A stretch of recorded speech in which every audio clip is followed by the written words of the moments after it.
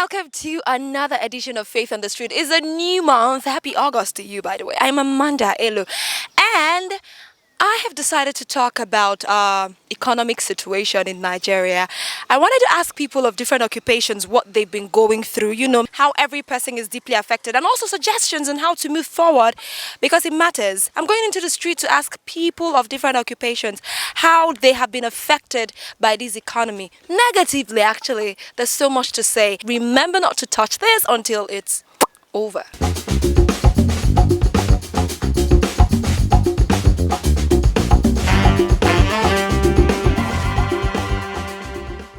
I'm John Ochielu. This Nigerian economy is too bad to me. Okay. At my age, I am not supposed to be on Okada. I was a trader, but this economy has made me to ride Okada at my age. It is very unfair. The economy is too bad to me. I am suffering.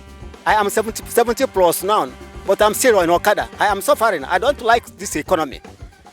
I was in the market. I was at the coca. I was doing fair in business, but through this all these currency changes, naira and dollars and other things, it makes my business to collapse. I have no other option than to ride Okada.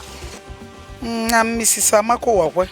Obviously, you basically own this restaurant. So I'd like to ask you, how has the Nigerian economy affected your business recently?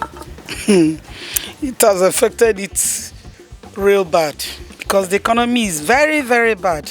The value of money has gone down so much. The intrinsic value of the naira is no more there. Before we can use 2,000 naira or 3,000 to make a pot of soup, but now it takes 10,000.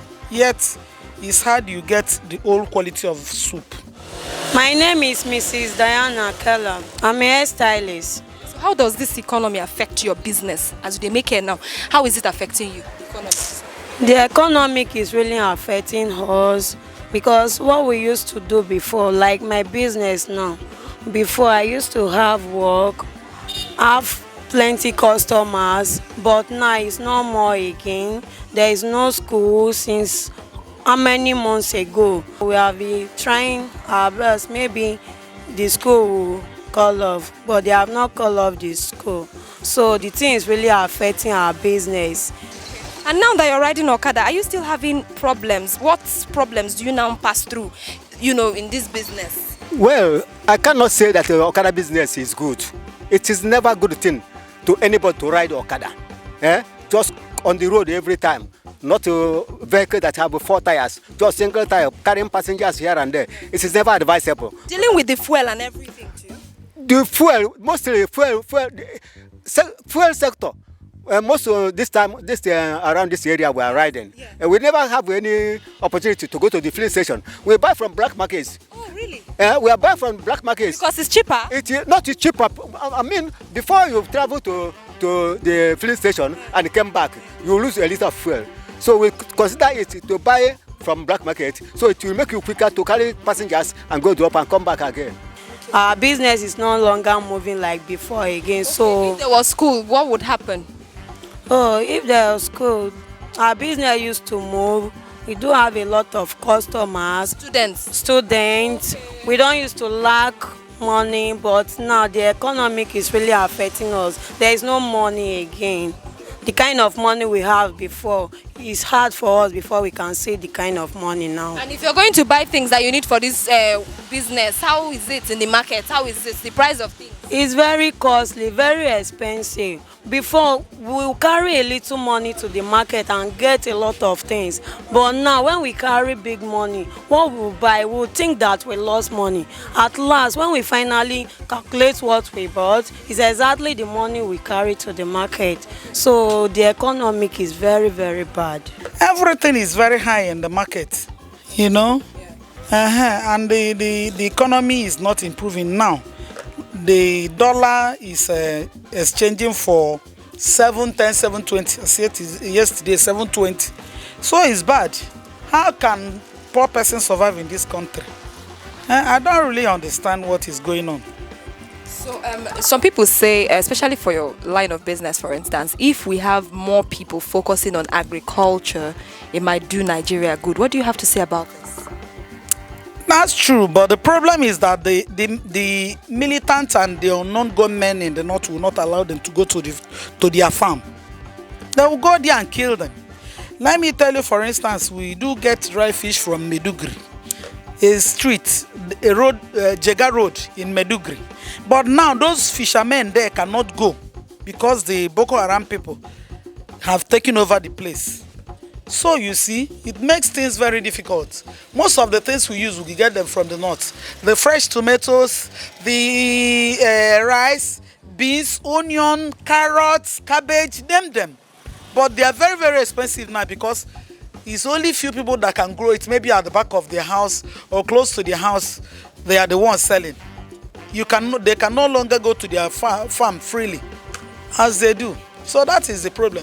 If you listen to news like day before yesterday in Arise Television, Governor of Benue State, Otom, was saying that his reason for inaugurating a security outfit is to allow his people to go to their farm. Do you understand? So it's really affecting us badly.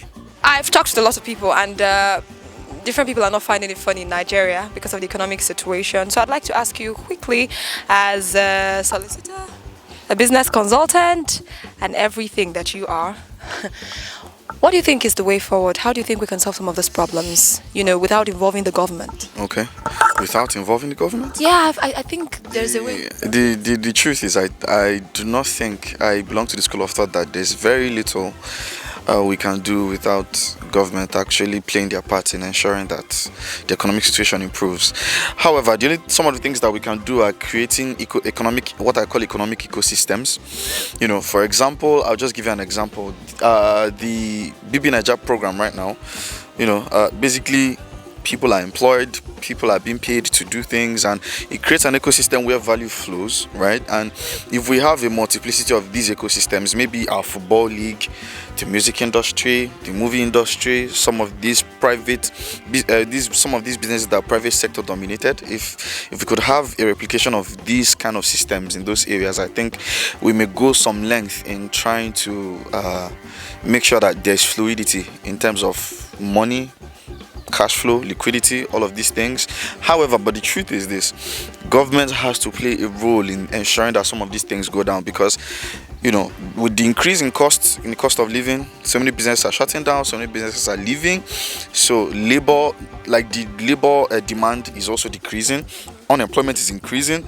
So I think the solution is of a macroeconomic scale. From what you know, and since you're in this business and you're a Nigerian, what do you think we can do? Can we exclude the government? Can we provide any solution apart from the government coming in? The only thing we can do is to vote right in coming presidential election. Because if we should vote right and have a right person at Asorok, then the person will know how to tackle insurgency. Take for instance, if somebody can go to the bush and know exactly where the unknown gunmen are in the bush, talking to them, interviewing them, I see no reason that the government will not send soldiers to go there and clear the whole place so that we can live in peace. But there is a kind of complacency in it, so we don't really. I think that the only thing that can help us is to vote right and pray to God. Things will be right.